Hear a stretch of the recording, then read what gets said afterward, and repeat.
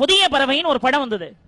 அந்த புதிய பறவை படத்துல ஒரு அருமையான பாட்டு, எங்கே நிம்மதி அங்கே எனக்கோர் இடம்பெண். எம்எஸ்வி அவர்கள் 60 வயலினுக்கு மேல வச்சு அந்த பாட்டை கம்போஸ் பண்ணார். இந்த பாட்டுக்குரிய சூழ்நிலைக்குரிய டிஸ்கஷன் நடக்கு. கவியரசரை தவிர இந்த சிச்சுவேஷனுக்கு யாருமே பாட்டு எழுத முடியாதுன்னு முடிவு பண்ணி அவர் பாட்டு எழுத சொன்னாங்க. விஸ்வநாதன் ராமூர்த்தி அவர்கள் அந்த பாட்டை கம்போஸ் பண்ணார். டி.எம். சௌந்தரராஜன் சிம்ம குரலோ நாபி கமலத்திலிருந்து உயிரை கொடுத்து பாடினார். நடிகர் திலகம் அந்த பாட்டுக்கு நடிக்க போறார். கண்ணதாசன் சொன்னாரா, நான் இருக்கணும் இல்லையோப்பா, இன்னும் 100 ஆண்டுகள் தாண்டினாலும் கண்ணதாசனை போல ஒரு கொம்பன் இந்த பாட்டை எழுத முடியாதுன்னு தமிழ் சமுதாயம் சொல்லும்னார்.